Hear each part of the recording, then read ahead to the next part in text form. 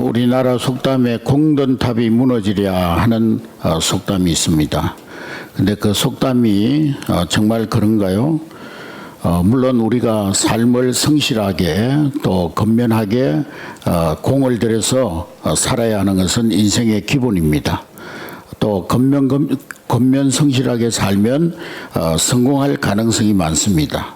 그러나 건면 성실하게 공을 들여서 인생을 살았다고 해서 반드시 성공하는 것도 아니고, 또 성공을 이루었다 할지라도 그 성공을 또 반드시 지킬 수 있는 것만도 아닙니다. 공든 탑도 얼마든지 무너질 때가 있다 하는 것입니다. 실제로 우리 주변에 보면은 공들여서 세운 인생의 탑이 하루아침에 무너지는 그런 경우를 많이 보게 됩니다. 요즘 연예인이 정말 국민적인 인기를 얻다가 한순간의 실수로 그 인생이 완전히 무너져 내린 모습을 보게 됩니다. 또 많은 정치인들, 이 지도자들이 한순간에 그 높은 곳에서 몰락하는 그런 경우를 우리가 보게 됩니다. 그러한 모습을 보면서 인생이 저럴 수도 있겠구나 하는 생각을 갖게 됩니다. 이런 일들을 간접적으로 경험하면서 깨닫는 진리는 공을 들이되 제대로 들여야 된다는 것입니다. 인생에 공들여 인생을 세워야 되지만은 잘 들여야 된다는 것입니다. 무조건 열심히 산다고 해서 아무렇게나 공을 들인다고 해서 잘 되는 것이 결코 아니다라는 것입니다. 자기는 인생을 잘 살은 줄 알았는데, 심지어는 인생의 성공자가 된 줄 알았는데 나중에 가서 인생을 망치고 잘못 살았음을 후회하는 그런 경우가 비일비재하더라는 것입니다. 만회할 만한 기회가 있다면 다행인데 그런 기회조차 주어지지 않는다면 그 인생은 정말 비참한 인생이 아닐 수가 없는 것입니다. 그렇다면 과연 우리가 어떻게 한 번뿐인 우리의 인생에 공을 잘 들이고 굳게 우리의 인생의 탑을 세워갈 수가 있겠습니까? 두고두고 후회 없는 인생, 감사하며 승리하는 그런 인생을 살아갈 수가 있겠는가 하는 것입니다. 오늘 말씀은 잘 아시는 대로 바벨탑 사건입니다. 바벨탑이 무너진 사건입니다. 오늘 바벨탑 교훈을 통해서 여러분들의 인생의 탑이 무너지지 않고 견고히 설 수 있는 그런 인생의 탑이 되어줄 수 있기를 주의 이름으로 축복합니다. 나름대로 높이 올라가서 뭔가 성공한 사람이 왜 하루아침에 실패하고 비참한 인생으로 전락하는가? 그 이유는 한마디로 창조주 하나님을 인생의 무대에서 배제하고 살았기 때문인 것입니다. 나는 하나님 없이도 잘 살 수 있어. 하나님의 도우심이 없이도 내 힘으로 내 인생을 잘 얼마든지 세워갈 수가 있어. 내 인생은 나의 것이야. 아니, 내 인생의 주인은 나야. 내 인생을 만들어가는 하나님은 바로 나야. 이런 착각 속에서 빠져서 살기 때문인 것입니다. 이러한 교만이 인생의 타락과 멸망의 시작이 되는 것입니다. 교만은 인생 실패의 가장 근원적인 원인입니다.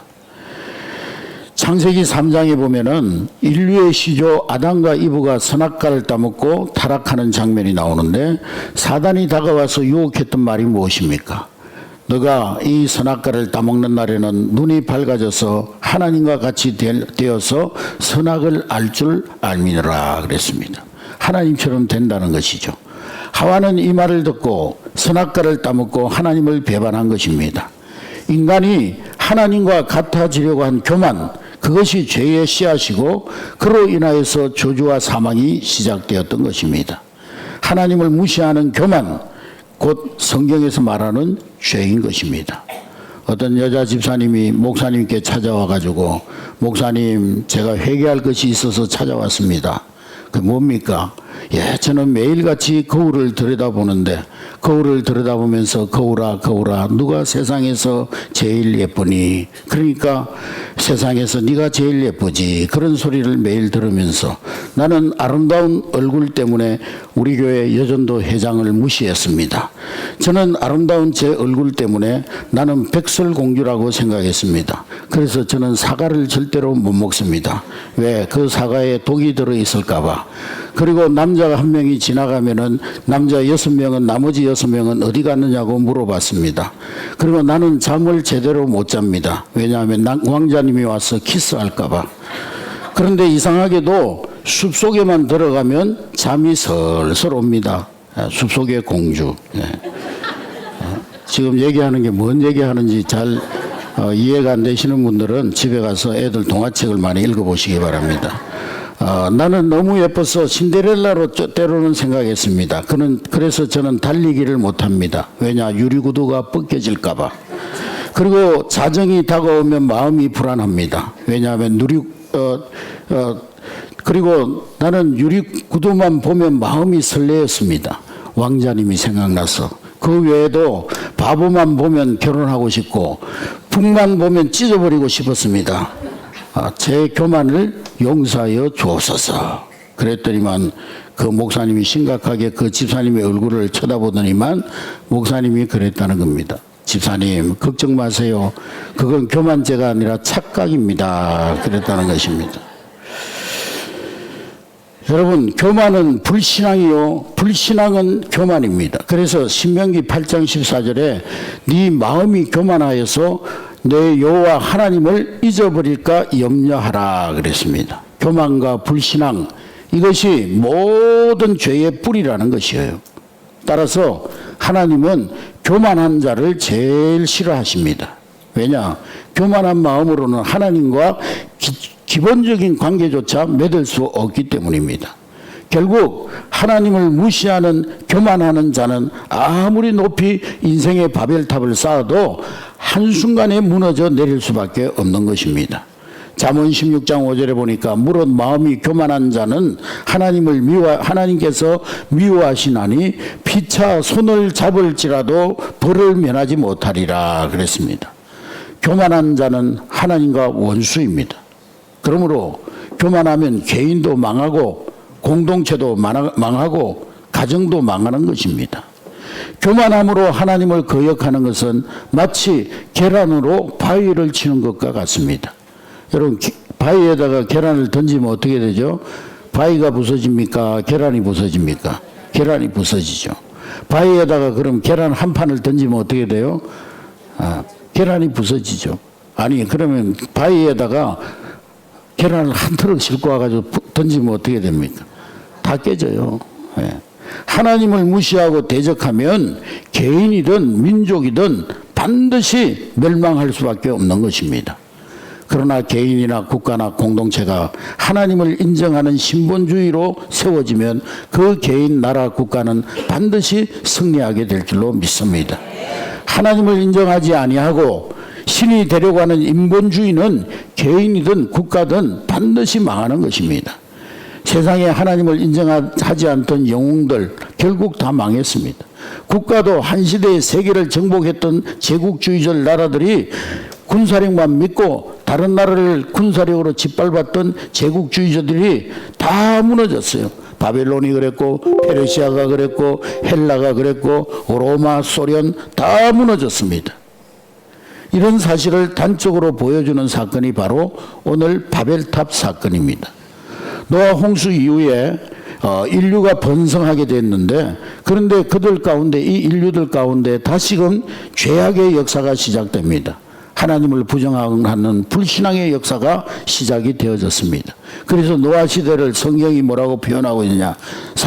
노아 시대 때는 사람들이 먹고 마시고 시집가고 장가가고 먹마장실, 먹고 마시고 시집가고 장가가는데 모든 사람들의 마음이 빼앗겨 있다는 거예요. 무신론과 불신앙의 역사입니다. 그들은 하나님을 무시하면서 보라는 듯이 바벨탑을 높이 높이 쌓았습니다.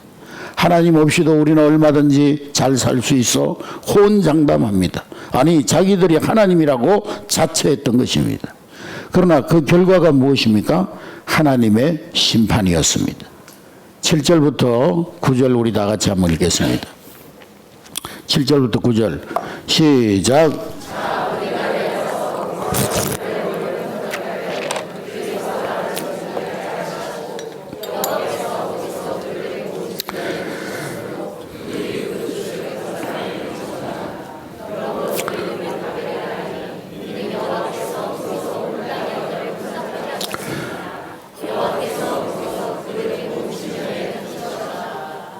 그 시대만 해도 언어가 세계 모든 언어가 하나였습니다. 이런 사실은 현대 언어학자들에 의해서도 밝혀졌습니다. 언어학자들이 언어를 연구하면서 세계 모든 언어들의 뿌리를 찾아 들어가 보니까 모든 언어는 한 뿌리에서 나왔다는 것을 발견했습니다. 그런데 하나님은 인간들이 한 언어로 뭉쳐서 하나님을 대적하는 것을 참아 보실 수가 없었습니다. 그래서 그들을 언어를 혼잡게 해서 사방으로 흩어버렸어요. 언어가 혼잡하게 되니까 벽돌 가져오려니까 뭐 물 가져오고, 물 가져오려니까 집 가져오고, 그러면서 공사가 중단되어 버렸습니다. 이때부터 언어가 달라져서 민족마다 소통이 어렵게 된 것입니다.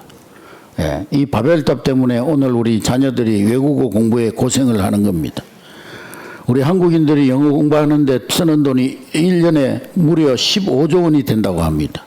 미국으로, 영국으로, 호주로, 또 조금 생활이 어려운 사람 필리핀으로 어학연수를 보내죠. 이 모든 것이 바벨탑 사건에서 시작된 것입니다. 여기에서 이 바벨이라는 이름의 뜻은 혼잡, 혼란, 혼동이라는 그런 뜻이 있습니다. 하나님을 인정하는 신본주의가 아니라 하나님을 부정하고 인본주의로 살아가는 인본주의, 바벨탑과 같이 망할 수밖에 없다는 거예요. 무너져 내릴 수밖에 없다는 것입니다. 하나님께서는 이 교만한 사람들, 바벨탑을 쌓아 하나님처럼 되려고 했던 이 교만한 사람들을 심판하십니다. 근데 심판을 하시는데 성경에 보면 심판의 방법이 유황불이 내려와가지고 심판을 하든지 또 뭐 물로 심판하시든지 아니면 고라자손들처럼 막 땅이 막 진동해가지고 심판을 하든지 그렇게 해야 되는데 아니면 뭐 전염병이 퍼져가지고 심판을 하시든지 그래야 되는데 오늘 본문의 바벨탑에 내린 심판은 문화적 심판이었습니다. 언어를 혼잡게 해버렸어요. 생각을 혼미케 했어요. 그래서 서로 마음과 마음이 통하지가 않아요. 말이 안 통하니까 마음과 마음이 통하지 않아가지고 스스로 흩어지게 만들었습니다. 여기에 중요한 뜻이 있습니다. 언어의 혼잡은 마음과 마음이 서로 멀어지기 때문에 생기는 것입니다. 여러분, 대화는 무슨 지식으로 하는 것이 아닙니다. 논리와 팩트만으로 말하는 것이 아닙니다. 때로는 대화는 눈으로 말하고 가슴으로 말하는 거예요. 저희 조카가 제일 큰 조카가 지금 거의 50이 가까운 노총각인데 장가를 안 가고 이태리 유학 갔다 와가지고 장가도 안 가고 있다가 멕시코에 장기 출장을 갔다가 멕시코 아가씨와 사랑에 빠져가지고 결혼을 한답니다. 그래서 제가 물어봤어요. 너 멕시코 말 할 줄 아냐? 그랬더니만 저 멕시코 말 잘 잤냐? 밥 먹었냐? 좋아해? 사랑해? 그 몇 마디밖에 못한다는 거예요. 미쿠스타 뭐 테쿠이에로 뭐 이런 말밖에 못한다는 거예요. 그래서 제가 그러면 멕시코 여자하고 무슨 재미로 사냐? 그랬더니만 삼촌 사랑을 말로 하는 겁니까? 그러더라고요. 네. 네. 우리가 뭐 눈높이가 안 맞네, 뭐 학력이 안 맞네, 성격 차이네, 다 소용이 없어요. 마음과 마음입니다. 마음과 마음. 그런데 하나님께서 그들의 언어를 혼잡게 해버리니까 그만 끝나고 말한 거예요. 기독교 역사에 보면은 교회 분열의 가장 큰 시초적인 분열이 로마 교회의 분열입니다. 로마 교회 안에 하나는 헬라 문화, 하나는 라틴 문화, 자기 문화에 집착하고 상대방을 자기 문화로 밀고 나가는 거예요. 이 문화적 차이, 다시 말하면 언어적 차이가 교회 분열의 시작이었습니다. 그걸 알아야 하는 것입니다. 여러분, 교만하면 가정도 분열되고 교만하면 교회도 분열되고 교만하면 국가도 분열되고 분열은 심판입니다. 여러분, 바벨탑 사건이 발생한 것은 노아 홍수가 끝난 지 약 350년이 지난 때였는데 무엇보다도 이 바벨탑 사건은 하나님의 뜻보다 인간의 뜻을 앞세운 결과였습니다. 이 사건이 일어난 지역은 시날 평지였는데 이 유브라테스 강과 티그리스 강 중간에 있는 요즘 말하면 메소포타미아 문화권에 있는 그런 지역에 해당되죠. 지금으로 말하면 이라크라는 나라가 있는 그런 지역에 해당됩니다. 그런데 그 땅의 그 당시의 지도자는 니므롯이라는 지도자였습니다. 창세기 10장 8절에 보니까 구스가 또 니므롯을 낳았으니 그는 세상의 첫 용사라, 그렇게 창세기에 기록하고 있습니다. 니므롯은 노아의 둘째 아들 함의 손자 구스의 아들로서 그 시대의 영웅이었던 것입니다. 노아 홍수에 인구가 증가하면서 많은 사람들이 이 용사 니무롯을 추종했는데, 그들을 따랐는데 그 추종자들을 이끌고 신할 평지로 이동했던 것입니다. 1절과 2절 말씀해 보니까 1절, 2절 우리 다 같이 다시 한번 읽겠습니다. 1절, 2절 시작.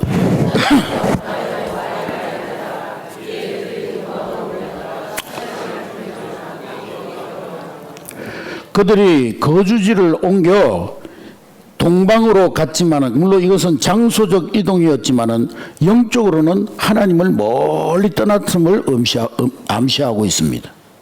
그들은 그 신할 땅에 모여서 도시를 형성하고 하나님을 배제한 인간 왕국을 세우고자 했던 것입니다.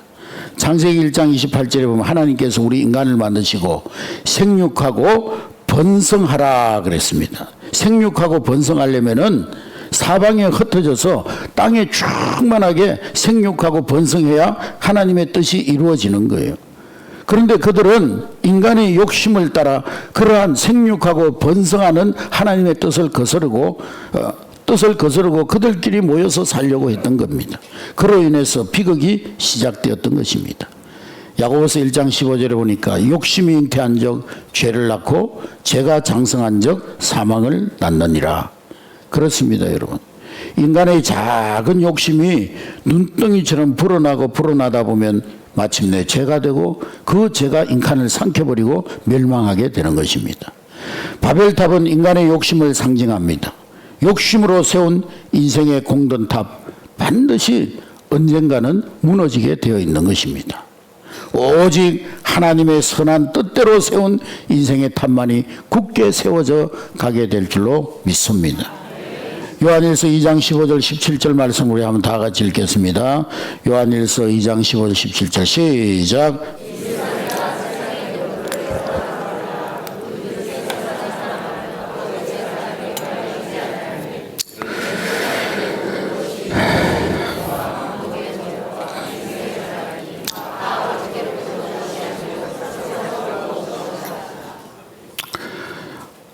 우리 오래전에 세계 금융위기가 와가지고 우리나라도 IMF를 맞이했는데 지금도 그 IMF의 여파가 영향을 미치고 있죠.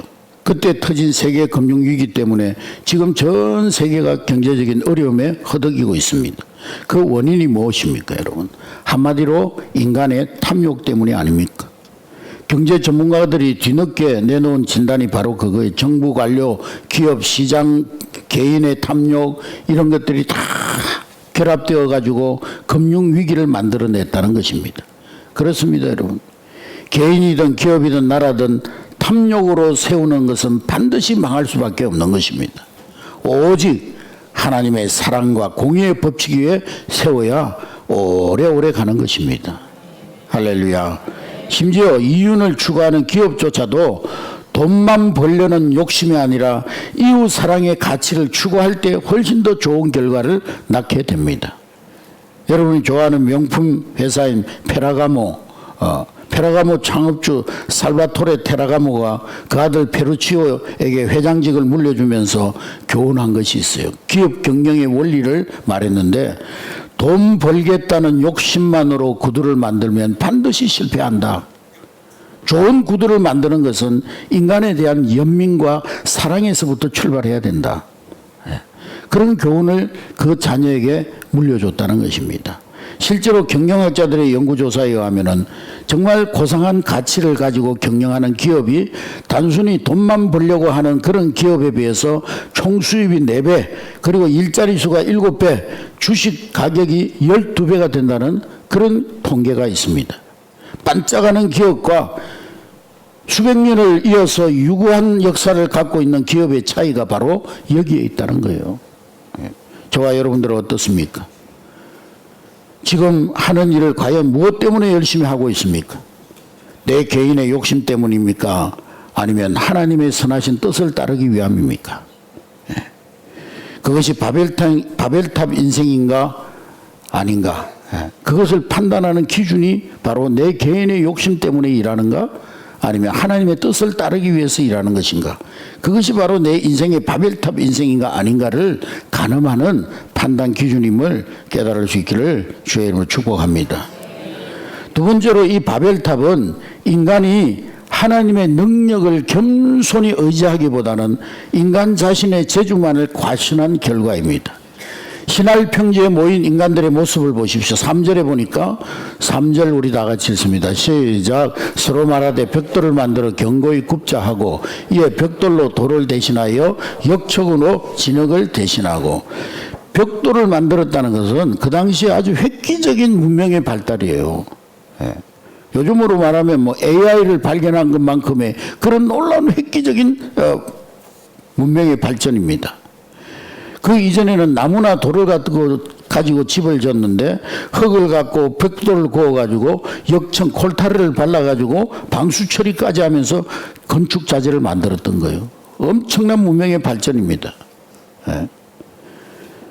우리가 생각할 땐 돌이 벽돌보다 든든할 거라고 생각하는데요. 만리장성에 가면은 돌로 세운 부분이 있고 벽돌로 세운 부분이 있는데 돌로 세운 부분은 무너진 부분이 있고 깨어진 부분이 있어요. 근데 벽돌은 깨어지지 않습니다. 영원히 깨어지지 않아요. 예. 그런데 그 결과 어떻게 되었습니까?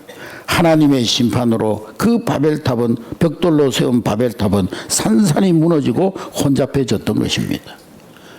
여호와께서 집을 세우지 아니하시면 세우는 자의 수고가 헛되고 여호와께서 우리의 인생의 성을 지키지 아니하시면은 파수꾼의 깨어 있음이 헛되도다. 아침에 일찍 일어나고 늦게 누우며 수고의 떡을 먹는 것이 헛되도다. 인간이 제 아무리 재주 부리고 발전시킨다 할지라도 하나님을 무시하면 반드시 실패한다는 거예요. 인간의 한계를 인정하라는 거예요. 반대로 좀 부족해도 겸손히 나의 한계를 인정하고 하나님 의지하면 그 인생은 승리할 수가 있는 것입니다. 할렐루야. 잠언 3장 5절 6절 말씀해 보니까 너는 마음을 다하고 성품을 다 여호와를 신뢰하고 내 명철을 의지하지 말라. 너는 범사에 하나님을 인정해라. 그래야만 그가 내 길을 지도하시리라. 할렐루야. 하나님을 인정하는 사람이 승리할 수밖에 없는 이유가 무엇입니까? 고린도전서 1장 25절을 보니까 하나님의 어리석음이 인간의 지혜보다 낫고 하나님의 약하심이 사람의 강함보다 낫다고 하셨죠. 물론 뭐 하나님이 어떻게 약하고 어리석겠습니까만 비유의 말씀이죠.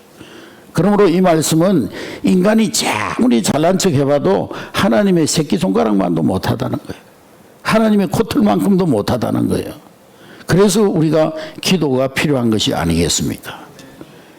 겸손히 무릎 꿇고 기도함으로 하루를 시작하는 사람과 오늘 하루도 뭐 내 실력으로 살면 내가 성공할 수 있지, 잘할 수 있지, 무슨 일이든 내가 내 실력으로 잘 감당할 수 있지. 자기 재주만 믿고 까부는 인간은 하늘과 땅 차이에요. 저 여러분은 어떻습니까? 무조건 내 힘과 내 재주만 믿고 열심히 살아가고 있습니까? 아니면 기도함으로 하나님과 동행하고 있습니까? 그게 바로 여러분의 인생이 바벨탑인가 아닌가를 결정하는 가늠하는 중요한 기준이 되는 거예요. 내 재주로 사는가 하나님의 능력으로 사는가. 세 번째로 이 바벨탑은 인간이 하나님의 영광을 추구하기보다는 인간의 영광 즉 허영을 추구한 결과입니다. 시나이 평지에 모인 인간들이 바벨탑을 건설하려고 한 가장 큰 이유가 4절 말씀해 보니까 4절 우리 다 같이 읽습니다. 4절 시작.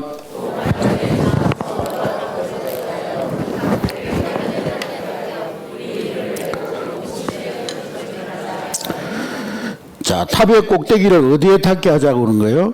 하늘에 닿게 하자.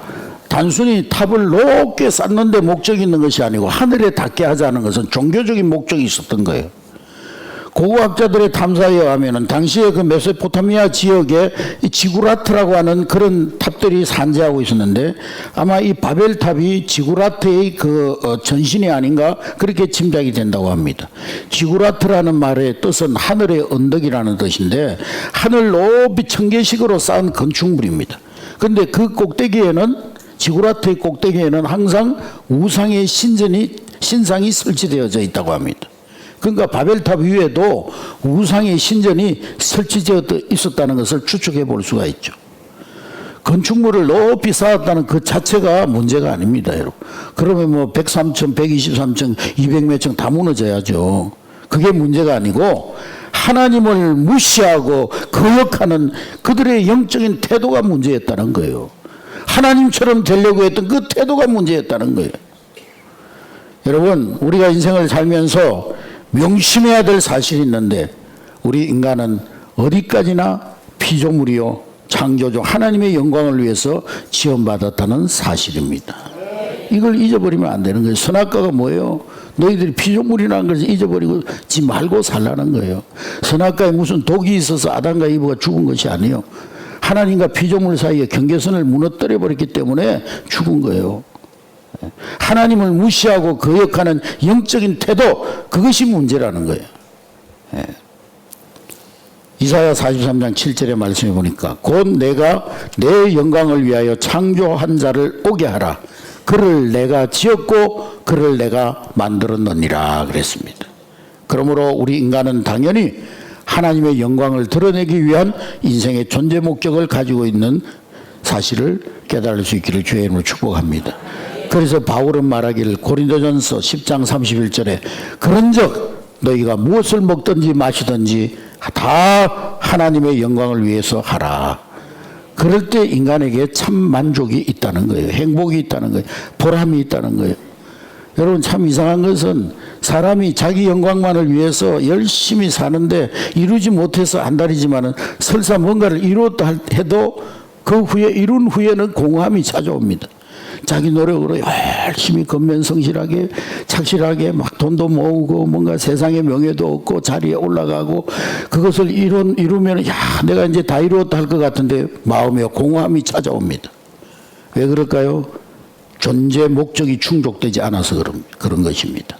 여러분, 인간이 참 만족하고 참으로 영광스러워지는 것은 먼저 하나님을 높이고 하나님을 영화롭게 할 때 그 마음속에 참 만족과 참 행복이 찾아오게 되는 거예요. 할렐루야. 야고보서 4장 10절에 주 안에서 낮추라 그래야면 주께서 높여주시리라 그랬습니다. 사무엘과 사울 보면은 아주 대조적인 인물입니다. 그들이 각각 추구했던 인생의 목적이 달랐어요. 사무엘은 오직 하나님의 영광을 추구했습니다. 그러나 사울은 오직 자기 영광이요. 두 사람이 다 전쟁터에 나갔다가 승리하고 돌아왔는데 이 각각 기념비를 세우는데 사무엘은 사무엘상 7장 12절에 보면은 사무엘상 7장 12절 우리 다 같이 시작. 사무엘이 돌을 취하여 미스바와 센 사이에 세워 이르되 여호와께서 여기까지 우리를 도우셨다 하고 그 이름을 에벤에셀이라 하니라. 사무엘은 전쟁에서 이기고 돌아와서 기념비를 세웠는데 돌을 세우고 그 이름을 뭐라고 그랬어요? 에벤에셀. 에벤에셀의 뜻은 뭐라고요? 하나님께서 여기까지 우리를 도우셨다. 할렐루야. 모든 영광을 하나님께 올려드렸어요.